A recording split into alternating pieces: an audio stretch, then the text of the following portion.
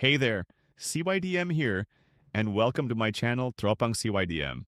I'm excited to share awesome content with you, so sit back, relax, and enjoy the ride.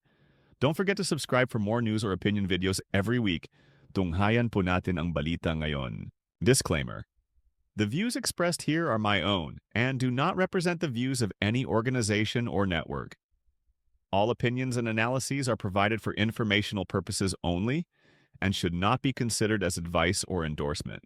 Wala na, finished na. 19 to 20. Senador papabor sa Supreme Court ruling sa impeachment ni VP Sara. Kumpiyansa si Senate President Pro Tempore Jinggoy Estrada na hindi na magkukonvene ang Senado bilang impeachment court kaugnay ng kinansilang reklamo laban kay Vice Presidente Sara Duterte. Ayon sa kanya, malinaw na mayorya ng mga senador, tinayang nasa 19 hanggang 20, ang handang sumunod sa desisyon ng Korte Suprema. Karamihan sa saloobin ng aking mga kasamahan ay sumunod sa desisyon ng Korte Suprema. Most of the sentiments of my fellow senators are to abide by the ruling of the Supreme Court. Nang tanungin kung ilan ang sang-ayon, sagot niya, sabihin na nating susunod sa ruling, mga 19 hanggang 20. Let's say to abide by the ruling, around 19 to 20. Binigyang diin din niya ang kakulangan ng jurisdiksyon ng Senado para ituloy pa ang paglilitis. Wala na. Ayon sa Korte Suprema, wala na tayong jurisdiksyon dahil ang ipinasa ng Kamara ay labag sa konstitusyon, kaya't hindi na rin magko-convene ang Senado bilang impeachment court. No more trial. Because as the Supreme Court said, the Senate no longer has jurisdiction since what the House of Representatives filed was unconstitutional, so we don't have any jurisdiction anymore. And the Senate will not convene as an impeachment court because we don't have any jurisdiction anymore.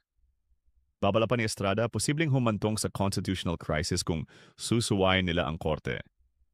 Kung may constitutional crisis, anong mangyayari? Magkakagulo ang gobyerno. And if there is a constitutional crisis, what will happen next? There will be chaos in our government. Tayo ang gumagawa ng batas pero tayo rin ang hindi susunod? Parang awkward yan.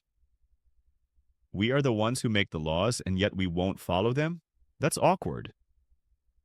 Kung ang mga mambabatas ay ayaw sumunod sa Korte Suprema, paano pa natin mahihikayat ang mga karaniwang mamamayan na sumunod kung may desisyong laban sa kanila? If Convene again as an impeachment court dahil wala na nga kaming jurisdiction. Ipinahayag ni Senador Jinggoy na ang impeachment laban kay VP Sara ay malapit na raw tuluyang ibasura. Majority ng Senado pabor umano sa desisyon ng Korte Suprema. Ang sentimento ng kapwa senador ko is to abide by the ruling of the Supreme Court. So kung ganun, no more impeachment trial. No more. Because ang sabi ng Supreme Court, sa desisyon ng Supreme Court, convene again as an impeachment court dahil wala na nga kaming jurisdiction. Ipinahayag ni Senador Jinggoy na ang impeachment laban kay VP Sara ay malapit na raw tuluyang ibasura.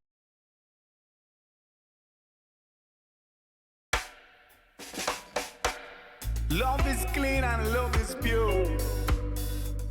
And love is a thing that no doctor can cure.